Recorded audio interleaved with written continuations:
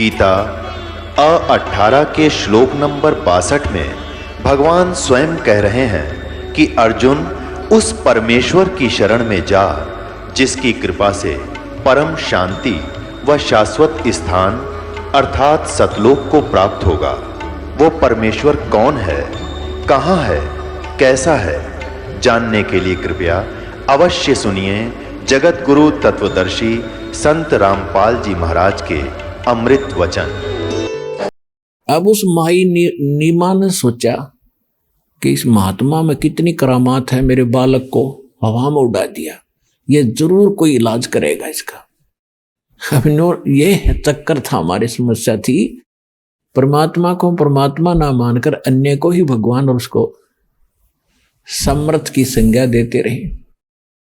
तब भगवान शंकर ने ऐसे हाथ किए, परमात्मा उनके हाथों में आ गए और फिर 7 बार आपस में बातें की।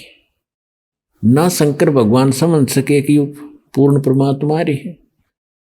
इतना उनको जरूर महसूस हुआ कोई ऋषि है, ये पिछले जन्म का महापुरुष है। तो उन्होंने परमात्मा ने कहा कि भगवान हे शिव जी, इनसे कहो एक कंवारी गाय ले आवे, कंवारी बछिया, गाय की बछिया जिसको बैल ने टच ना कराया उसको कंवारी कहते हैं। और उसको उसके ऊपर आप अपना आशीर्वाद भरा हाथ रख देना, वो दूध दिया करेगी, वो दूध मैं पीऊंगा। तो शंकर भगवान ने साधु रूप में नीमा से कहा कि अपने पति को बुलाओ। तो उसी समय नीरू भी आ गया और शंकर भगवान यानी साधु ने कहा कि आप एक कंवारी गाय ले आओ और कुमार के घर से कोरा बर्तन लाना स्वच्छ। वो जाके एक कंवारी गाय ले आया और एक पात्र ले आया, छोटा सा मटका, और उसको साफ करके शंकर भगवान ने कहा कि इसके नीचे लेकर बैठ जा नीरू, या दूध देवेगी। आसपास के और भी बहुत से भक्त आ गए, लोग इकट्ठे हो गए। तो शंकर भगवान ने ऐसे कमर पे हाथ रख दिया, बछिया के लंबे लंबे सतन हो गए और उस कुंवारी गाय ने दूध का पात्र भर दिया। उस दूध को परमात्मा ने पिया। प्रतिदिन वो गाय फिर दूध देने लगी और भगवान उसको पिया करते थे। अपने आत्मा इसका प्रमाण दिखाते हैं आपको कि कबीर सागर के अंदर 600 वर्ष पहले ये लीला दर्ज है, भगवान की के बारे में लिखी हुई है। और फिर आपको वेदों से प्रमाणित करेगा ये दास के वेद क्या बताते हैं, भगवान कैसी लीला करता है। तो 2 मिनट में समझ में आ जाएगा हु इज गॉड। ये देखिएगा कबीर सागर, ये कबीर सागर है, कितना मोटा ग्रंथ है। और इसमें आपको दिखाते हैं संपूर्ण 11 भाग।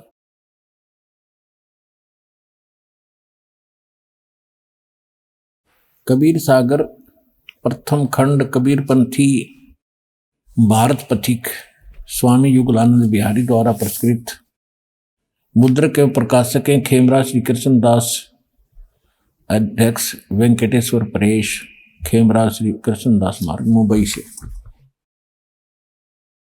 और यहाँ इनका ये दूसरा एड्रेस है। यहाँ पर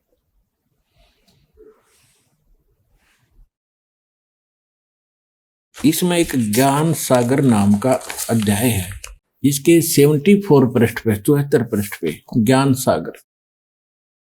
इसमें लिखा है कि सुन जुल्हा मन भया आनंदा, जिमी चकोर पायो निशी चंदा।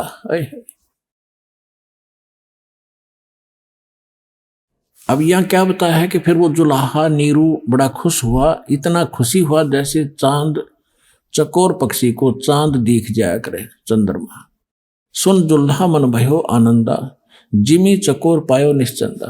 ले सुत, सुत माने पुत्र को, ले सुत चले हर्ष मन कीन्या, अर्ता सोपुन अस बोल ही दीन्या।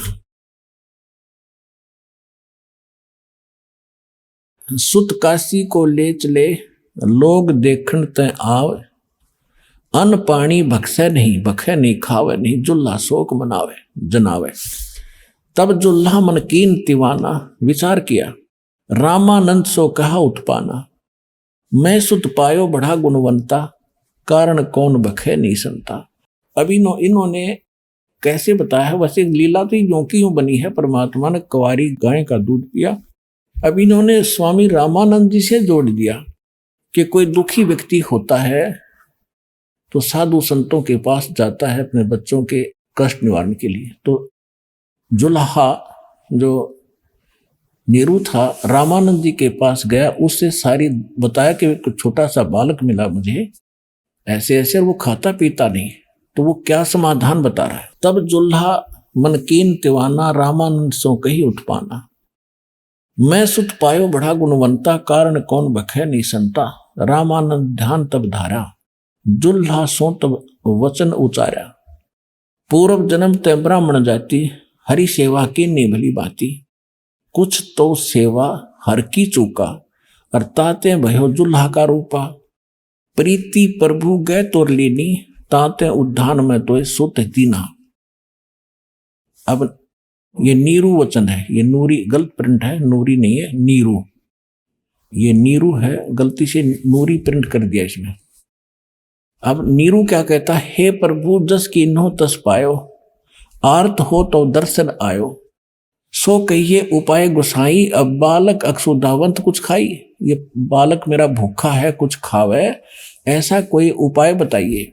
रामानंद अस युक्ति विचारा, कि तुम सुत कोई ज्ञानी अवतारा, तेरा पुत्र जो है कोई ब्राह्मण है, कोई विद्वान पुरुष है पूर्व जनों का, और बचिया ताही बैल नहीं लागा, बचिया जाही बैल नहीं लागा, सो ले ठाड़ करते ही आगा। वो बचिया ले आना जिसको बैल ने टच ना किया हो, और फिर उसके पास खड़ी कर देना। दूध चले ते ही थनते, दूध ही धरो छिपाई, और अक्षुदावंत जब होवे ताके देखवाई। जुल्हा एक बछिया ले आया, और चलो दूत कोई मरम न पावा, चलो दूत जुल्हा हरसाना, राख छिपाए कहो नहीं जाना। दूध तब पीवत नाम कबीरा, और खिलत संत संगमत धीरा। अब पुणात्मा इसमें थोड़ा सा इन्होंने ये पता नहीं चला कि वो संत कौन आया था जो नीमा को मिला था। इसलिए परमात्मा ने 600 वर्ष पहले कहा था अपने प्रिय भक्त धर्मदास जी से कि धर्मदास जो 12वां पंथ गरीबदास पंथ होगा, उसमें मेरी महिमा की वाणी पुनः प्रकट होगी, और वो यथार्थ ज्ञान होगा। तो यहां इन कबीर पंथियों ने इतना तो था कि परमात्मा ने, कबीर परमेश्वर ने कुंवारी गायों का दूध पिया था अपने बाल्यकाल में। उनकी लीला, परवरिश की लीला कुंवारी गाय से हुई थी, तो उनका नूना पता लग गया वो कौन ऋषि था, कौन संत महात्मा था जो उनको मिला था।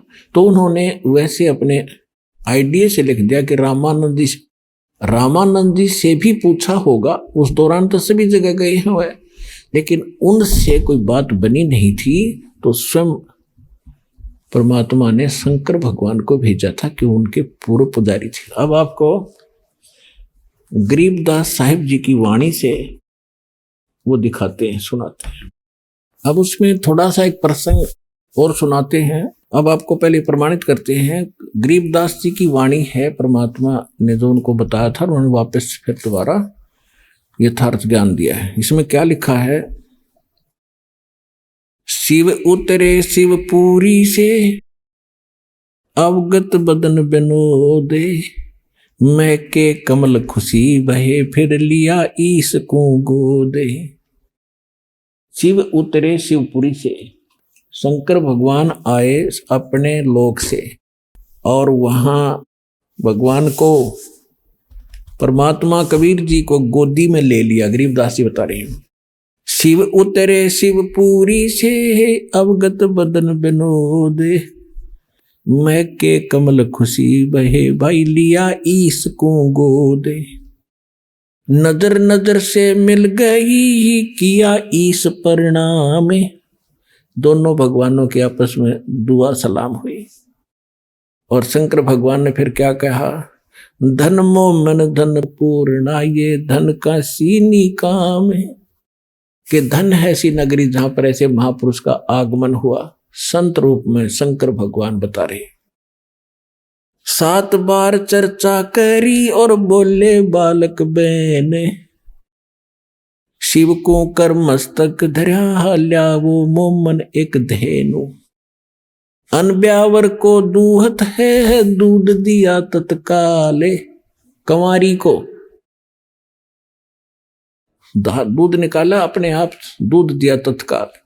अनब्यावर को दूहत है दूध दिया तत्काले, पीवे बालक ब्रह्म गति ही तासिव भय दयाल। अब यहां से हम इतना ही लेंगे। ये सिद्ध हो गया कि कबीर परमात्मा ने जब वो बालक रूप में प्रगटे थे, शिशु रूप में कंवारी गायों का दूध पिया था। अब हमारे पवित्र वेद क्या बताते हैं? वेद क्या है? वेद कोई किसी जंतर मंत्र जंत्री की किताब नहीं है, ये कोई तिथिवार बताने वाली नहीं है।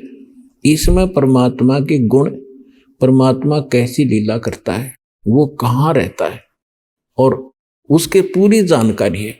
और जिस महापुरुष की लीला हमारी वेदों से मेल खाती है, तो ही इज गॉड, वही परमात्मा है। अब आपको दिखाते हैं, ये देखिएगा ऋग्वेद 9 और 10 मंडल हैं। ये महर्षि दयानंद सरस्वती लिखा है इसमें। ये कहाँ से छपा है ये देखिएगा। सार्वदेशिक आर्य प्रतिनिधि सभा, महर्षि दयानंद भवन, रामलीला मैदान, नई दिल्ली से। ये इनके फोन और फैक्स नंबर है, और ये यहां से छपा है। Parents offset printers 1510 Pataudi house, त्रियागन, नई दिल्ली से। अब इसके ऋग्वेद मंडल नंबर 9 का और सूक्त नंबर 1 का मंत्र नंबर 9 आपके रूबरू करते हैं। ऋग्वेद मंडल नंबर 9 और ये सूक्त नंबर 1 है। प्रथम से सुक्त से प्रथम सूक्त है। अब इसके हम 9 नंबर पे चलते हैं। ये 9वां श्लोक लेते, ये देखिए ऋग्वेद मंडल नंबर 9 सूक्त 1 मंत्र, सूक्त 1 और मंत्र नंबर 9, ये 9 है। अभी अधन्या उत्सृणति धेनव, धेनव शिशुम, ये शिशुम शब्द लिखा है। सोम इंद्राय पातवे। अब एक कमाल की बात देखो, परमात्मा ने कैसी लीला की है। यदि ये दास अनुवाद करता इन वेदों का, हमने तो करे रखा था तुम्हारे भगवान की लीला, हमने पता कि कबीर इज गॉड, परमात्मा की महिमा में लिखी, आंखों देखा, संतों ने बता दिया। लेकिन आप जी का विश्वास नहीं होता जब तक वेदों में ना मिलता। अब वेद क्या बता रहे हैं, और ये अनुवाद करता भी वो महर्षि दयानंद के चेले हैं, और महर्षि दयानंद है इनका, और ये खुद भगवान को निराकार मानते हैं। इन्होंने कोशिश भी की है अड़ंगाकरण की, अनुवाद की, लेकिन कहते हैं चोर चोरावे तू बड़ी गड्ढे पानी में, वो गड्ढे हुआ ऊपर आवे न सच्चाई छनी। इन्होंने खूब कोशिश की अपना ज्ञान के आधार से इनका अनुवाद अड़ंगा करने की, लेकिन छुपा नहीं सके सच्चाई को। देखना, ये खुद अनुवाद कर रहे हैं। उस सोम माने इन्हें कर दिया सोम स्वभाव वाले पुरुष को। देखो कमाल के आदमी है ये। अब सोम माने परमात्मा, 6 जगह लिखे पाओगे। देखिए इसी 9वें अध्याय का 9वें मंडल का ये प्रथम मंत्र है ये वाला, और इसमें सोम शब्द है। ये सोम, इसमें सोम माने सोम स्वभाव परमात्मन, यानी सोम का अर्थ है परमात्मा, शीतल सर्व शांतिदायक परमात्मा। सोम माने चंद्रमा भी होता है, लेकिन यहां परमात्मा की महिमा चल रही है। सोम माने परमात्मा। तो यहां इन्होंने क्या डंगा कर दिया, ऋग्वेद मंडल नंबर 9 सूक्त 1 मंत्र 9 में इम माने उस सोम माने सोम स्वभाव वाले पुरुष को, हम कहेंगे उस सोम स्वभाव वाले परमात्मा को, जो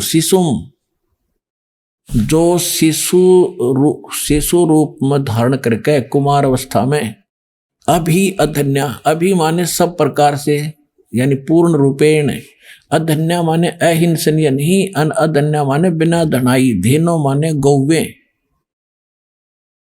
तृप्त करती है। बता, अभी ने खूब कोशिश कर ली बकवाद करने की, लेकिन छुपा नहीं सके। इसका सीधा सा अर्थ है कि जब परमात्मा शिशु रूप, परमात्मा 3 प्रकार से लीला करता है। इसी में पहले मंत्र में लिखा है कि वो परमेश्वर जब यहां सर्व उत्पादक प्रभु एक लीला करने के लिए जब यहां प्रकट होता है, सहशरीर आता है, और वो 3 प्रकार के शरीर से सबकी स्थिति से सबका धारण पोषण करता है। एक शरीर में तो सतलोक में रहता है, वहां तो बहुत तेजों में शरीर है, एक रोमकूप में करोड़ शरीर मिला दे, करोड़ चंद्रमा, इतना नूर है। फिर हल्का तेजपुंज का रूप बनाकर वो 2 प्रकार से और लीला करता है। एक तो करता है शिशु रूप धारण करके, एक लीला प्रत्येक युग में ऐसी ही करता है, कमल के फूल पर प्रकट होता है तालाब के अंदर, जिस कारण से उसको नारायण भी कहा जाता है। नारायण माने जल के ऊपर आके विराजमान होने के कारण भगवान नारायण कहलाता है। और वहां से ये ऐसे निसंतान दंपति प्रत्येक युग में उनको उठा ले जाते हैं।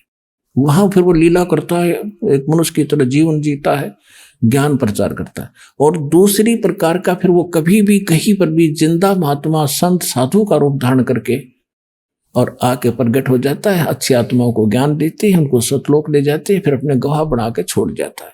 इस प्रकार वो लीला करता है। तो जब वो शिशु रूप धारण करके वो परमात्मा लीला करने आता है, तो उस समय उनकी परवरिश की लीला, उस बालक रूप में प्रकट परमात्मा की परवरिश की लीला कंवारी गायों के द्वारा होती है। फिर देखो वेद क्या बता रहे हैं, उस सोम स्वभाव वाले पुरुष को यानी परमात्मा को, जो शिशुम कुमार अवस्था में ही अभी यानी सब प्रकार से पूर्ण, अधन्या माने बिना धनाई। हमारे यहाँ देसी भाषा में जो गाय बिल्कुल ना ब्याई हो, नए दूध ना हो, गर्भ ना धारण किया हो, उसको क्या करें, अधन्या यानी बिना धनाई, उसने पशु बैल ने टच नहीं किया। तो ये कंप्लीट अभी अधन्या यानी कति भी टच ना करी हो, कंवारी गौ, धैन में माने गौवे, अभी माने सब प्रकार से यहाँ पे लिख रहे हैं। कुमार अवस्था में यानी बालकपन में सभी प्रकार से, अधन्या माने बिना धनाई यानी कंप्लीट कंवारी, धेनव माने गौवे तृप्त करती है, उनके पालन की लीला कंवारी गायों से होती है। अब who is God? Kabir is God.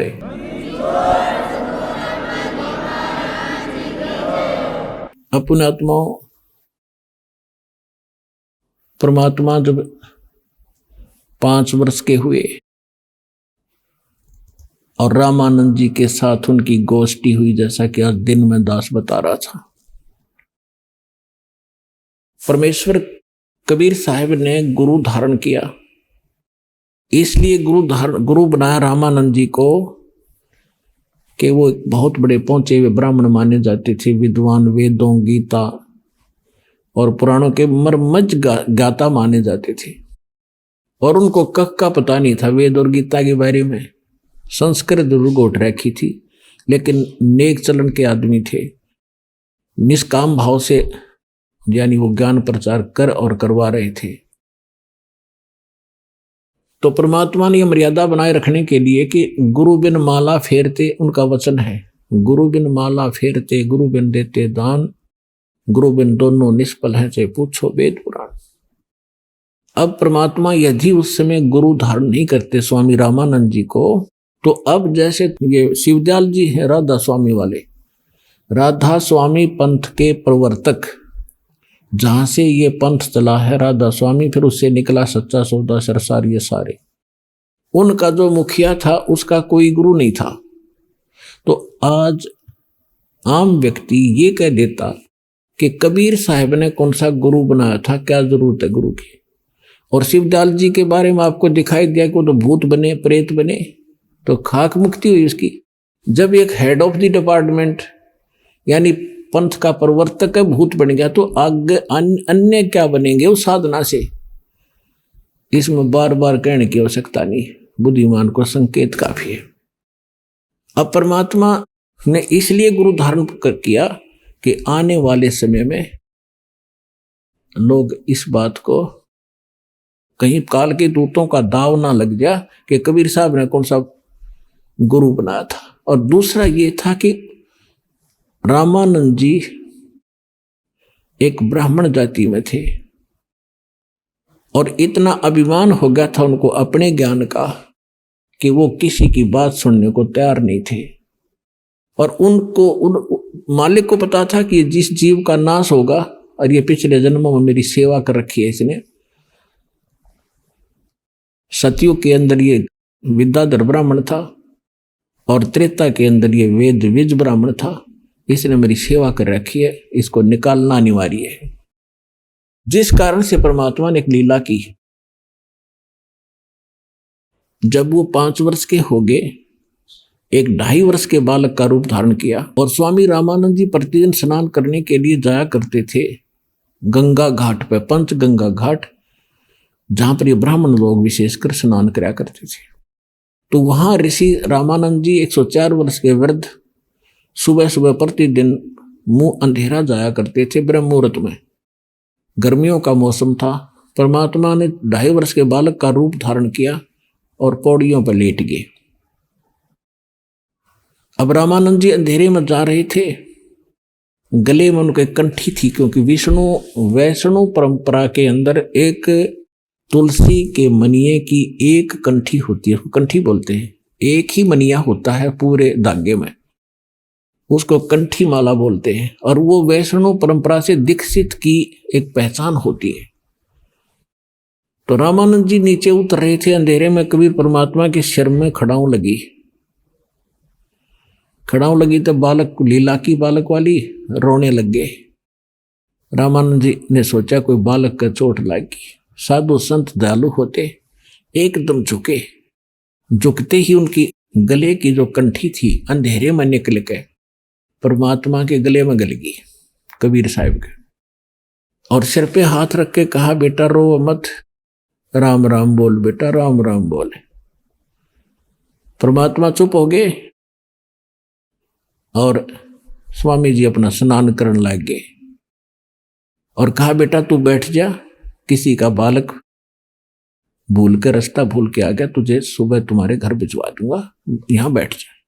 वो स्नान करने लगे, परमात्मा अंतर ध्यान हुए, अपनी कुटिया में आ गए।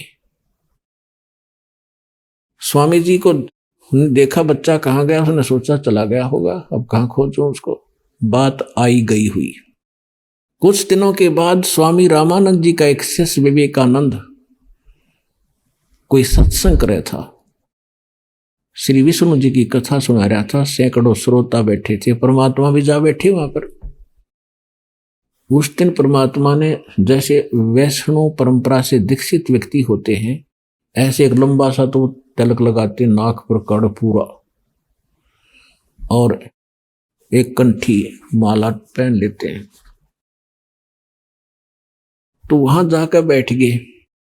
वो सत्संग वो सुना रहा था प्रवचन के, ब्रह्मा विष्णु महेश अजरो अमर है, ब्रह्मा जी की तो आयु है, विष्णु और शंकर अजरो अमर है, ऐसे ऐसे।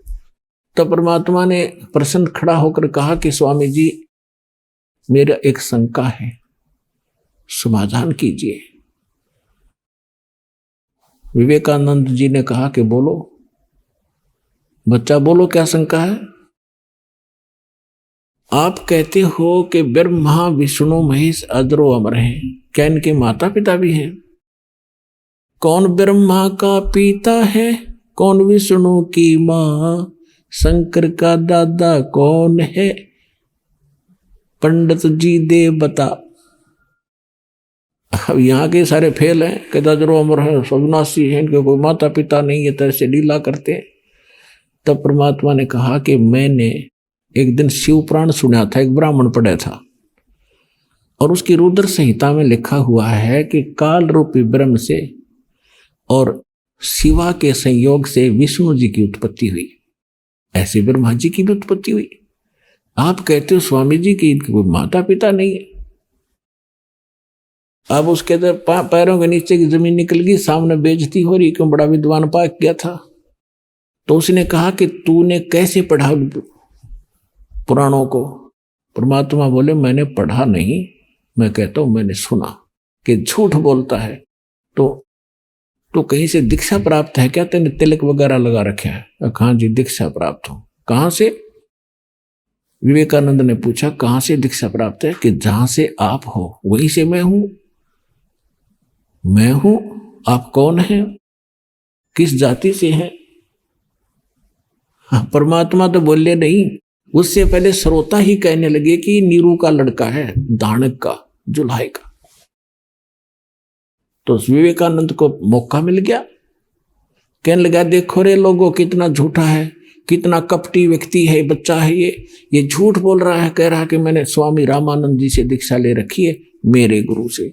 वो तो इन शूद्रों को निकट भी नहीं बैठने देता, इनकी शकल भी नहीं देखता, पर्दे के पीछे से बातें करता है। यानी उस विषय को चेंज कर दिया जो भगवान ने सच्ची बताई थी। और कहने लगा देखना अब गुरुजी को जाके बताता हूं, इसने हमारी बेइज्जती कर दी सभा के अंदर, और कह रहा है कि एक धानक के पुत्र को और हमारे गुरुदेव ने दीक्षा दे रखी है, तो उन्हें बेइज्जती कर दी, इंसल्ट कर दी। अब वो उठकर चले गए, परमात्मा आगे अपनी कुटिया में माता पिता के घर पे।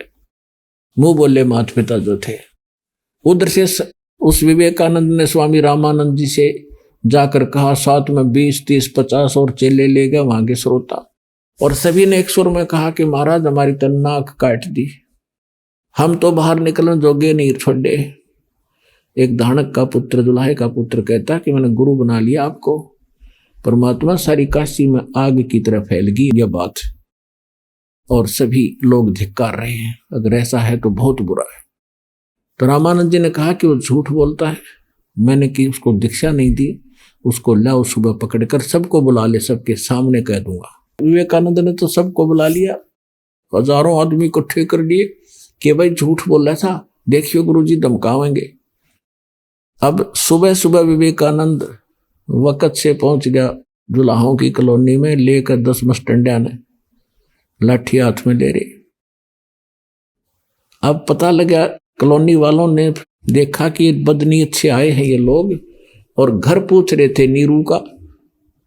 किसी ने शॉर्टकट जाकर बता दिया नीमा को कि क्या क्या कर दिया तेरे बच्चे ने, क्या गलती होगी तुमसे, ऐसे ऐसे कुछ ब्राह्मण लोग आपका घर पूछ रहे हैं, उनकी नीयत ठीक नहीं है, कुछ झगड़ा करने का उद्देश्य से आ रहे।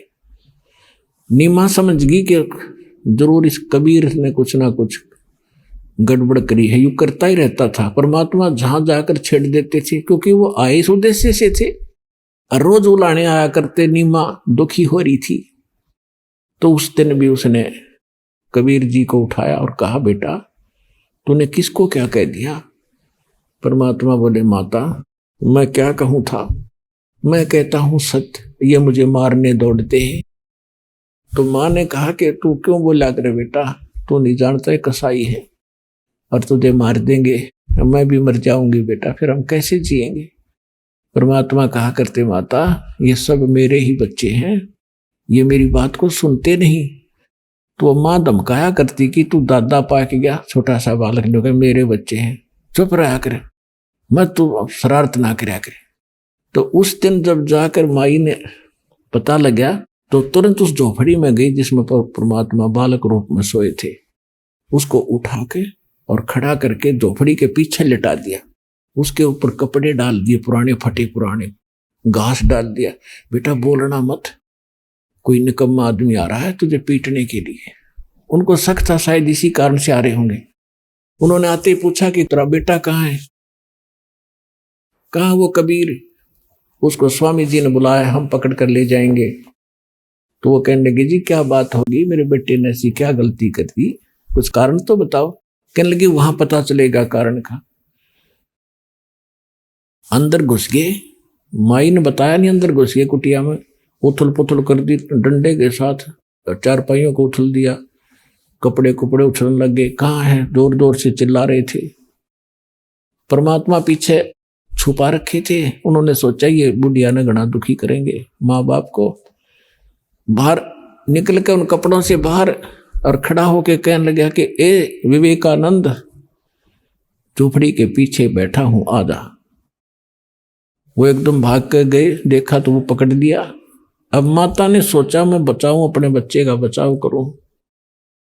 बच्चे की बांह पकड़ दी, लिपट गई, उसको डंडों से पीट पीट कर मूर्छित कर दिया। नीरू को पता चला तो भागा, वो आया आगे से चलकर, उसने भी पकड़ने की चेष्टा की, उसको भी मार पीट कर कंडम करके वो ले गए घसीट कर। अब रामानंद जी के सामने जाके खड़ा कर दिया। रामानंद जी ने पर्दा लगा रखा था, अपनी झोपड़ी में आग गए, सामने कबीर साहब खड़े कर दिए, 5 वर्ष के बाद। विवेकानंद जी ने कहा कि देखो स्वामी जी, ये नीरू का लड़का कबीर आ गया है। अंदर से ही झोपड़ी के अंदर से पर्दा लगा रखा है, परमात्मा बाहर खड़े और वहां प्रसन्न उत्तर करते हैं। अब गरीबदास जी ने कितना अच्छा चित्रार्थ किया है, वो सुनाते। आडा पर्दा लाए कर रामानंद बोजनते, दास गरीब कुलंग छवि वो अदर डाक को दंते। पर्दा लगा के आगे और अंदर से पूछ रहा है और गुस्से में हो रहा है और कहता है, कौन तुम्हारी जात है, कौन जात कुल पंथ है, कौन तुम्हारा नाम है। दास गरीब आधीन गति फिर बोलत है बलि जाऊं मैं। रामानंद जी गुस्से में पूछ रहा है कि तेरी कौन जात है, तेरा कौन माँ बाप है, तेरा नाम क्या है। तो परमात्मा बाहर से बालक रूप में क्या बोल रहे हैं, जात हमारी जगत गुरु और परमेश्वर है पंथ, दास गरीब लिखत पढ़ो मेरा नाम निरंजन कंथ। परमात्मा ने कहा कि मेरी जात पूछते हो स्वामी जी, तो मैं जगत गुरु हूं, सबको ज्ञान देने के लिए आया हूं। और मैं किस पंथ से संबंधित हूं, मैं परमेश्वर पंथ है मेरा। एक ईश, एक ईश्वर, एक परमेश्वर। गीता अध्याय नंबर 15 के श्लोक नंबर 16 और 17 में 3 पुरुष हैं, 3 ईश हैं, 3 पुरुष हैं। ईश कहो, सरपुरुष इसको ईश समझो, 21 ब्रह्मांड का स्वामी ये ब्रह्म है। और अक्षर पुरुष ये 7 संग ब्रह्मांड का स्वामी है, इसको ईश्वर समझो, उस ईश से श्रेष्ठ। और चौथा जो परम अक्षर ब्रह्म है वो परमेश्वर है, इन ईश से भी श्रेष्ठ, ईश्वर से भी श्रेष्ठ परमेश्वर। तो उस कहते में मेरा जो मार्ग है उस परमेश्वर वाला है। जात हमारी जगत गुरु और परमेश्वर है पंथ, दास गरीब लिखत पढ़ो मेरा नाम निरंजन कंथ। और वेदों में जो लिखा है ना भगवान ने, वो मैं ही हूं। अब इस बात का दुख हो गया रामानंद जी को कि छोटी सी जाति में उत्पन्न लड़का और कैसी बकवास कर रहा है। रे बालक सुन दुर्बुद्धि घटमट तन आकारे, दास गरीब दर्द लगा जब हो बोले सिरजनहारे। परमात्मा ने अपने आप को परमात्मा कह दिया तो रामानंद जी का घना दुख हो गया। कहने लगा, रे बालक सुन दुर्बुद्धि, ए बुद्धि भ्रष्ट बालक। और रामानंद जी भगवान को कैसा मानते थे, जैसे आपका और हमारी बुद्धि का सतर था, ऐसा ही इन विद्वानों का सतर था। विष्णु जी के पुजारी हैं, मूर्ति दे रखी है और भगवान को निराकार माना करते थे। तो यहां इसी दृष्टिकोण से स्वामी रामानंद जी कह रहे हैं, रे बालक सुन दुर्बुद्धि घटमट तन आकार। तो दिखाई देता तेरा शरीर है, और दास गरीब दर्द लगा जब हो बोले सिरजनहार। कि तेरा शरीर है तो अपने आप को भगवान कहता है। तुम मोमन के पालवा तेरा जुल्हे के घर बासे, दास गरीब अज्ञान गति एता दृढ़ विश्वास। रामानंद जी क्या कह रहे हैं कि तुम मोमन, मोमिन माने मुसलमान के घर तो टुकड़ों पर पलने वाला, और एक धानक के घर तेरा जन्म, और अपने आप को तू भगवान बताता है। मान बढ़ाई छोड़े कर बोलो बालक बहने, दास गरीब अदम मुखी एता तुम गठ फैने। तरक तलु से बोलते रामानंद सुर ज्ञाने, दास गरीब कुजात है ये आखिर नीच निदान। रामानंद जी कितनी ओछी गालियों पर उतराया कि ये कुजात है। कुजात माने इसकी जात का नहीं पता, ये पड़ा मिला था कहीं पर और ये बोल ऐसी ऊंची ऊंची बात कर रहा है। मैं के बदन खुलासे कर सुन स्वामी परवीने, दास गरीब मनी मरे मैं आजिज आधीन। अब परमात्मा कहते हैं हे स्वामी जी, जैसे एक नेक शिष्य और गुरु के साथ जो व्यवहार करना चाहिए वो तरीका बताते हुए अपनाते हुए कहते हैं गुरु जी तो गालियां दे रहे हैं और परमात्मा विनम्र भाव से और करबद्ध होकर कह रहे हैं। कहते स्वामी जी मैं जो कह रहा हूं मैं सचमुच वही हूं और आप हमारे गुरुदेव हैं, कुछ भी कहो आपकी सब बातें सिरोधार्य है। मैं अवगत गत से पहरे और चार वेद से दूरे, दास गरीब दसों दिशा सकल सिंध भरपूरे। सकल सिंध भरपूर हूं खालिक मेरा नाम, दास गरीब अजात हूं तै जो कहा बलि जाऊं मैं। कि मैं कोई जाति नहीं मेरे, ना मैं जाति मानता हूं, फिर भी आप मुझे कुजात कहते हो, धानक दुल्हा कह रहे हो, तो मैं बलिहारी हूं आपके। सकल सिंध भरपूर हूं खालिक हमरा नाम, खालिक खलक माने सृष्टि, खालिक माने इसका स्वामी, इसके रचने वाला, मैं वही हूं। और दास गरीब अजात हूं तै जो कहा बलि जाऊं मैं। जात पात मेरे नहीं मेरी बस्ती है बिन थाम, दास गरीब अनिन गति तन मेरा बिन चाम। मेरा जो शरीर है ये आप जैसा नहीं है, इसका बगैर जैसे यजुर्वेद अध्याय नंबर 40 के मंत्र नंबर 8 में कहा है कि सपरि आगात शुक्रम अकायम ऐसनाविरम कबीर मनीषी व्यवधाता शाश्वती है समाभ है। उसका अर्थ यह बनता है कि कबीर परमात्मा सर्वज्ञ हैं, उनका शरीर शुक्र से नहीं बना, माता पिता के मटेरियल से नहीं बना। शुक्रम अकायम, उसका जो शरीर है उस शुक्र से रहित है, और ऐसनाविरम उसके नाड़ी तंत्र नहीं है, वो कबीर परमात्मा। तो यहां खुद मालिक भी कह रहे हैं कि मेरा शरीर आप जैसा नहीं है। ए स्वामी सृष्टा में और सृष्टि हमारे तीरे, दास गरीब अधर बसु में अवगत सत कबीर। मैं ऊपर रहता हूं सतलोक में और इस सारी सृष्टि का रचने वाला मैं ही हूं। ए स्वामी सृष्टा में, सृष्टा माने सृष्टि के रचने वाला सृजनहार, और सृष्टि हमारे तीरे के सब ये सारे असंग ब्रह्मांड मेरी शक्ति के आधार से रुके हुए। और दास गरीब अधर बसू, अधर माने ऊपर रहता हूं, अवगत सत्य कबीर। सुन रामानंद राम हम और मैं बावन नरसिंह, दास गरीब सर्व कला में मैं व्यापक सर्वंग। कि ये जो सुन रामानंद राम हम यानी पूर्ण परमात्मा मैं हूं, नरसिंह, और ये 52 रूप मैंने ही बनाए थे। श्री विष्णु को तो एक निमित्त बनाया था। मैं रोवत हूं सृष्टि को, ये सृष्टि रोवे मोहे, दास गरीब इस वियोग को समझ न सकता कोई। गोता मारूं स्वर्ग में और जा बैठूं पाताले, गरीब दास ढूंढता फिरूं अपने हीरे मोती लाले।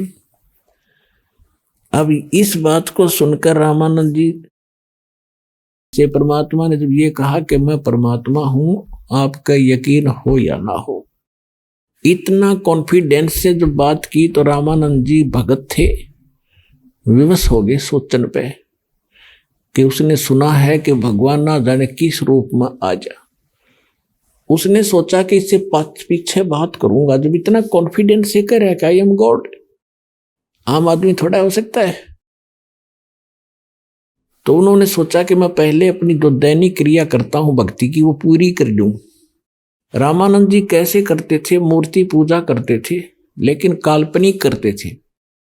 जैसे कल्पना करते हैं कि भगवान विष्णु की मूर्ति सामने बन गई, रोज का अभ्यास था, मानसिक पूजा थी उनकी। और फिर वो क्या करते हैं, स्थूल कैसे कर्मकांड करते हैं ये लोग, भगवान विष्णु की मूर्ति के सारे कपड़े उतारते हैं, उनको नवाते हैं, फिर नए धोए हुए कपड़े पहनाते हैं और सब तिलक लगाते हैं, गले में कंठी एक मनिये की माला डालते हैं, ऊपर से मुकुट डाल देते हैं। और मुकुट डालने के बाद फिर उस दिन मुकुट उतारा नहीं जा सकता। तो रामानंद जी ऐसे कल्पना से कर रहे थे। उन्होंने नए कपड़े पहना दिए भगवान विष्णु को और मुकुट रख दिया, तिलक लगा दिया। उस दिन वह कंठी डालनी भूल गए, कंठी अलग दिखाई दे उसने, जैसे स्वप्न होता ना कई बार, वो कल्पना ऐसे करता था। तो कंठी अलग रखी थी, माला। अब माला ना डाला तो पूजा खंडित, और मुकुट उतार दिया उस दिन तो पूजा खंडित। अब रामानंद जी ने सोचा इस माला को मुकुट के अंदर से डाल देता हूं। अब मुकुट में आकर माला फंस गई, ना जावा आगे ने। अब मालिक के खेल थे। रामानंद जी बहुत दुखी अंदर से कि हे परमात्मा, आज पहली बार भूल लगी है जीवन में, मेरे से कौन सी चूक होगी, आज मेरे भगवान की पूजा खंडित होगी, क्या भगवान रुष्ट हो गए मेरे से? इतना दुखी हो रहा था। तभी भगवान बाहर से बोले, कबीर साहब, और पर्दे के अंदर से भीतर वो अपनी मानसिक पूजा कर रहा, बाहर को दिखे भी ना था। तब परमात्मा ने कहा कि स्वामी इसकी गांठ खोल लो माला की और फिर गले में डालकर भगवान का बांध दे, मुकुट उतारना नहीं पड़ेगा, आपका काम बन जाएगा। अब वो किसकी माला उतारा था, कहां उसने मुकुट देखा था? एकदम खटका धक्का सा लगा रामानंद जी को कि कहीं कोई मूर्ति बाहर नहीं, मैं क्या कर रहा हूं ये को कौन जान सकता है? ये तो सामने परमात्मा खड़े। अपने आत्माओं, ब्राह्मण सोए जो ब्रह्म पहचाने, जो भगवान ने पहचान ले वो ब्राह्मण होता है।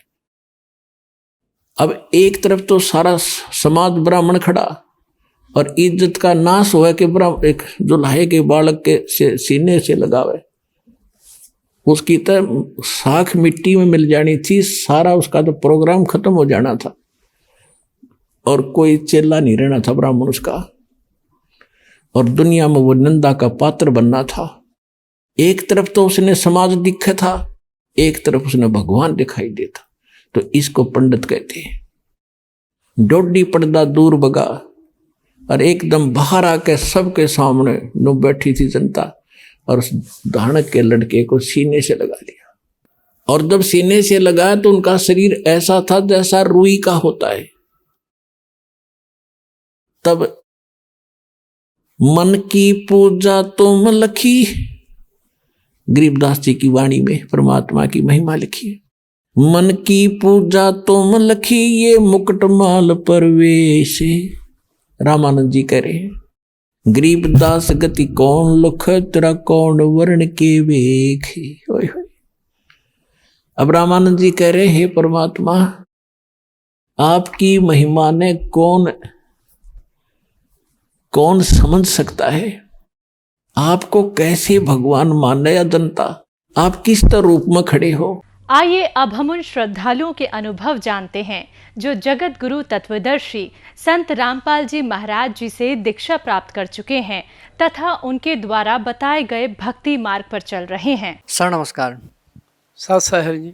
सर क्या नाम है आपका? सरदारा सिंह, पिंड हरियों कलां, तहसील समराला, पिंड डाकखन्ना, मुश्काबाद।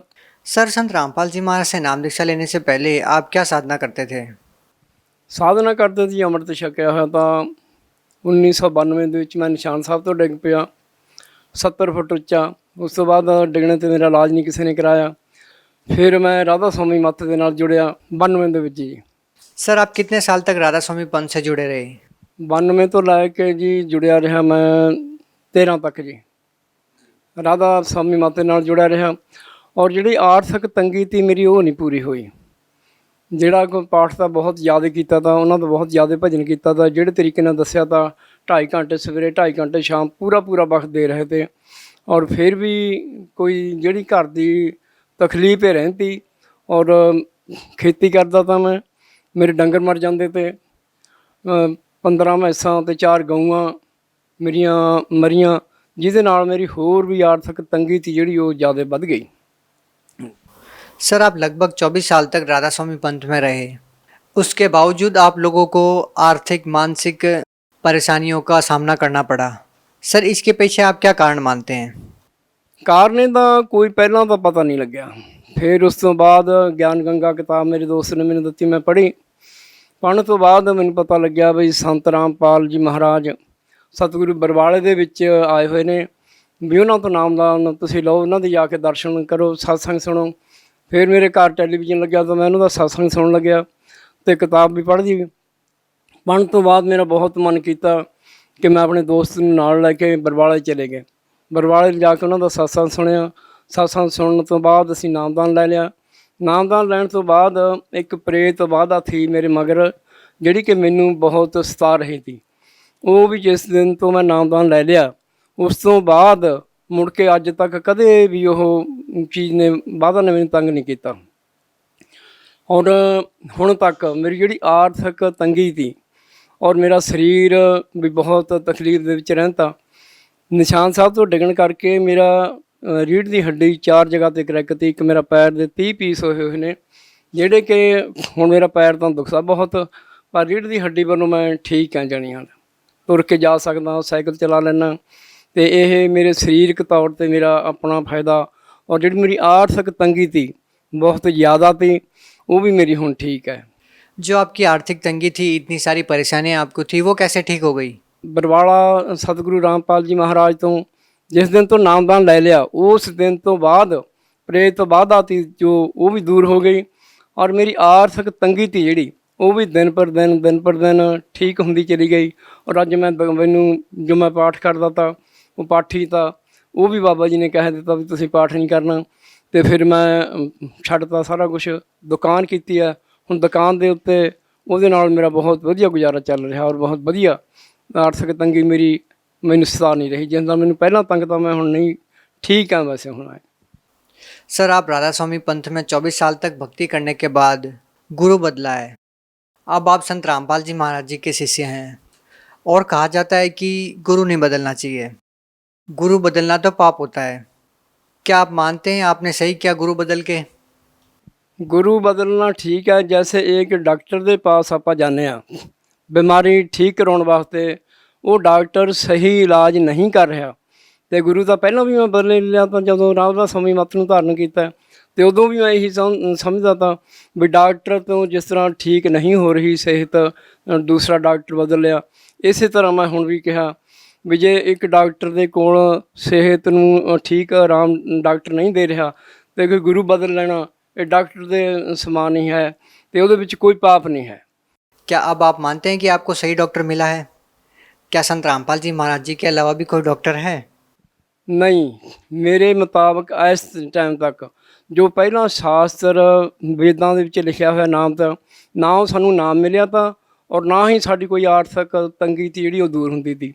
वेदां शास्त्रां मुताबिक जो नाम महाराज जी संत रामपाल दे रहे ने सतगुरु जी, यह नाम ठीक है। नाम जदों असीं नाम जपदे हैं बैठ के तो साडी जिहड़ी हाज़री है महाराज दे दरबार दे विच लगदी है। तो परमेश्वर साडियां तंगियां ने जिहड़ियां आर्थिक तंगियां सरीरक तौर पर कोई बीमारी है ये भी साडी दूर हुंदी है।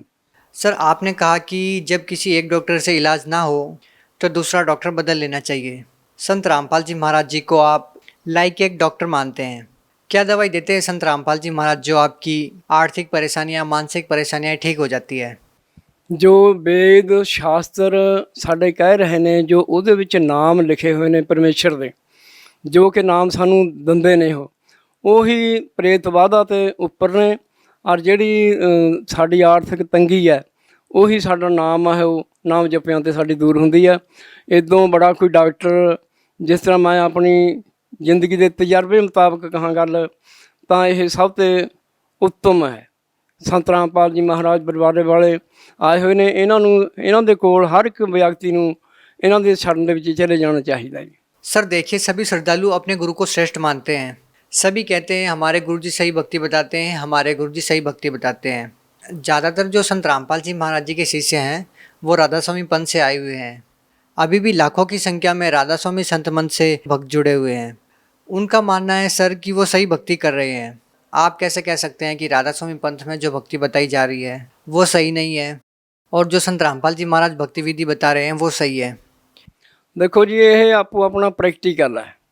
ਜੋ ਉਹਨਾਂ ਦਾ ਪ੍ਰੈਕਟੀਕਲ ਉਹਨਾਂ ਨੂੰ ਚੰਗਾ ਲੱਗਦਾ, ਉਹ ਉਹਨਾਂ ਚਿਰ ਉਹ ਚੰਗਾ ਕਹੀ ਜਾਂਦੇ ਨੇ। ਜੇ ਉਹ ਇੱਧਰ ਆ ਕੇ ਦੇਖਣਗੇ, ਉਹਨਾਂ ਦੀ ਲਾਈਫ ਹੈ ਜੋ ਬਦਲ ਜਾਵੇਗੀ, ਔਰ ਫਿਰ ਉਹ ਆਪਣੇ ਆਪ ਕਹਿਣਗੇ ਕਿ ਹਾਂ ਸੰਤ ਰਾਮਪਾਲ ਜੀ ਮਹਾਰਾਜ ਜੋ ਨਾਮਦਾਨ दीक्षा दे रहे हैं भी वो ठीक है। सर यहाँ पे देखने वाली ये बात है कि आप भी अपने गुरु को सही बताते हैं और राधा स्वामी संत मंत्र में भी अपने गुरु को सही बताते हैं। कहा जाता है कि एक समय में एक ही सदगुरु होता है। अगर इस बात को डिफाइन किया जाए या आम जन समाज के लोग अगर समझना चाहें कि कौन ठीक है और कौन गलत है, इसका फैसला कैसे हो? इस बात का फैसला तो जाके ही पता लगेगा। पर एक समय ਦੇ ਵਿੱਚ ਜਦੋਂ ਭਗਤ ਕਬੀਰ ਸਾਹਿਬ ਜੀ ਇਸ ਦੁਨੀਆ ਦੇ ਉੱਤੇ ਕਾਂਸੀ ਦੇ ਵਿੱਚ ਆਏ ਹੋਏ ਤੇ ਉਹਨਾਂ ਦੇ ਨਾਲ ਰਵਿਦਾਸ ਜੀ ਮਹਾਰਾਜ ਵੀ ਸੀਗੇ, ਤੇ ਸੰਤ ਉਸ ਟਾਈਮ ਵੀ ਉਹਨਾਂ ਨੂੰ ਮਾੜਾ ਕਹਿੰਦੇ। ਅੱਜ ਵੀ ਲੋਕ ਇਸ ਸਮਾਜ ਦੇ ਜਿੰਨੇ ਲੋਕ ਨੇ ਆਪੋ ਆਪਣੇ ਪੰਥ ਦੀ ਸਭੀ ਮਨਾਉਂਦੇ ਟੇਕ। ਆਪਣੇ ਪੰਥ ਨੂੰ ਜਿੰਨਾ ਚਿਰ ਬੰਦਾ ਬਦਲ ਨਹੀਂ ਲੈਂਦਾ, ਉਹਨਾਂ ਚਿਰ ਉਹਨੂੰ ਸੱਚ ਦਾ ਤੇ ਝੂਠ ਦਾ ਪਤਾ नहीं लग सकता। सर देखिए, ज़्यादातर संत परमात्मा कबीर साहब की वाणियों को आधार बनाकर सत्संग करते हैं। राधा स्वामी पंथ ले लीजिए या डेरा सच्चा सौदा सिरसा ले लीजिए या निरंकारी पंथ ले लीजिए या कोई भी सदगुरु हो, कोई भी संत हो या कोई भी धर्मगुरु हो, संत रामपाल जी महाराज जी भी कबीर साहब की वाणियों को, उनके ग्रंथों को आधार मानकर सत्संग करते हैं। सर आप लोगों को क्या ऐसा अलग लगता है संत रामपाल जी महाराज जी सही चीज़ बता रहे हैं और वो गलत बता रहे हैं? क्योंकि दोनों ही संत, दोनों ही धर्मगुरु कबीर साहब की वाणी को आधार मानते हैं। अब यहाँ पे फैसला कैसे हो कि कौन सही बोल रहा है, कौन गलत बोल रहा है? देखो जी, गल ये है भी पाठ गुरु ग्रंथ साहिब जी का मैं भी करता था।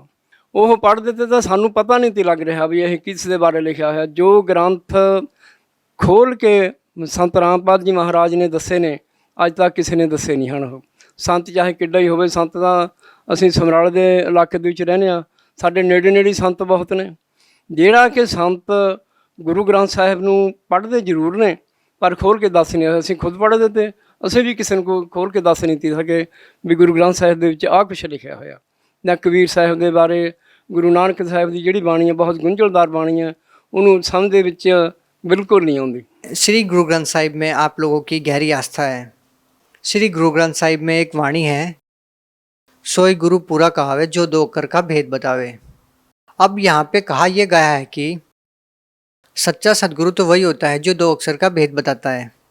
आपके विचार में क्या संत रामपाल जी महाराज जी उन दो अक्षरों का भेद बताते हैं या राधा स्वामी संत मंत्र वाले बताते हैं?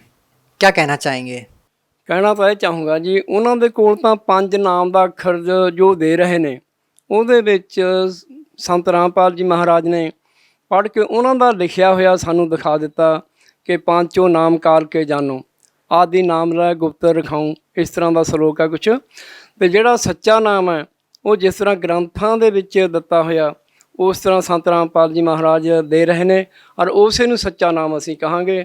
ਬਾਕੀ ਤਾਂ ਆਪਣੇ ਪੰਥ ਨੂੰ ਹਰੇਕ ਆਦਮੀ ਚੰਗਾ ਕਹਿੰਦਾ, ਪਰ ਅਸੀਂ ਦੇਖ ਲਿਆ ਫਿਰ ਕੇ, ਦੇਖਣ ਦੇ ਨਾਲ ਸਾਨੂੰ ਇਹ ਪਤਾ ਲੱਗ ਗਿਆ ਕਿ ਸੱਚਾ ਨਾਮ ਕੀ ਹੈ ਤੇ ਝੂਠਾ ਨਾਮ ਕੀ है।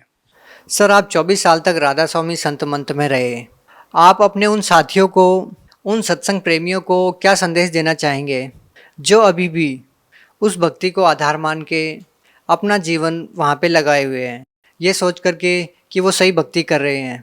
आप उनको क्या संदेश देना चाहेंगे?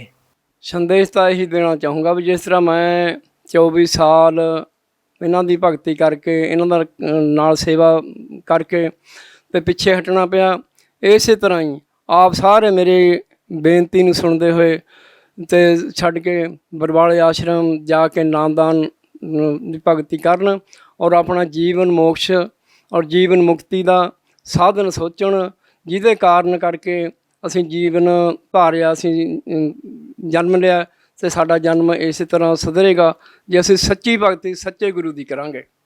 ਜੇ ਸੱਚੇ ਗੁਰੂ ਦੇ ਕੋਲ ਅਸੀਂ ਨਹੀਂ ਜਾਵਾਂਗੇ ਤਾਂ ਗੁਰੂ ਤਾਂ ਬੇਅੰਤ ਨੇ, ਕੋਈ ਕਹਿਣ ਦੀ ਗੱਲ ਨਹੀਂ ਹੈ।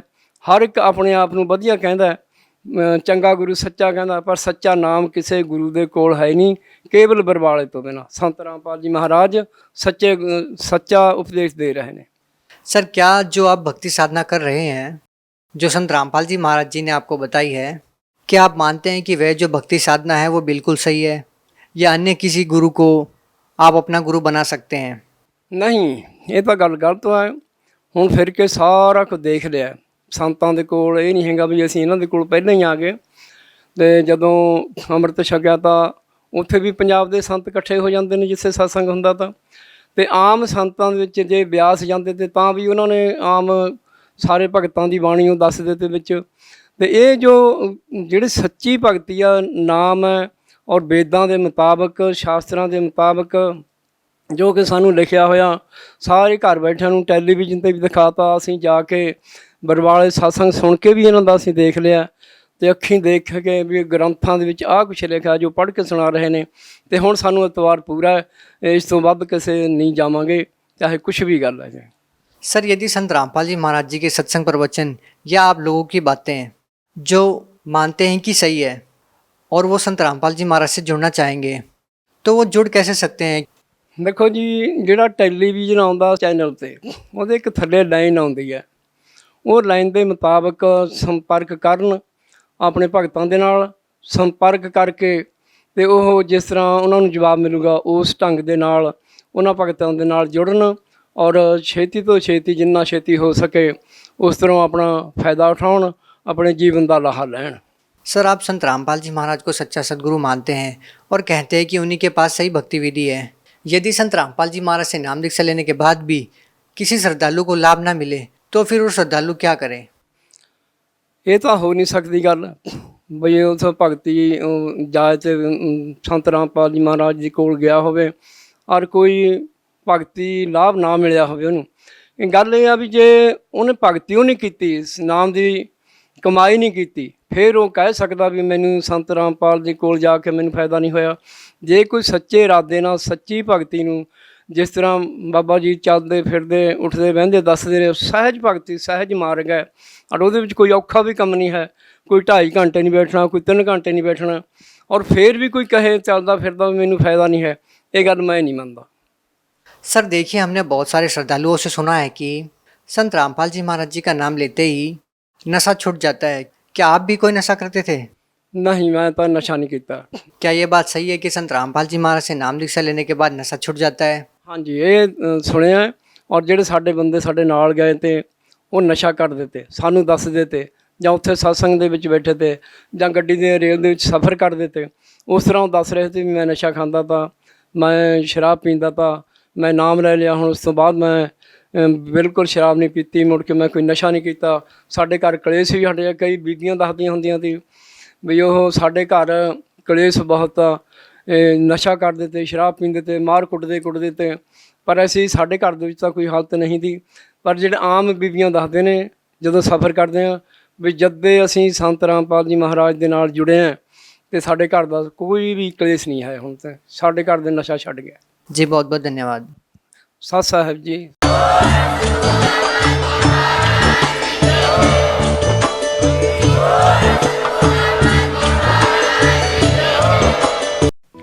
आप सुन रहे थे जगत गुरु तत्वदर्शी संत रामपाल जी महाराज के मंगल प्रवचन। अधिक जानकारी के लिए संपर्क करें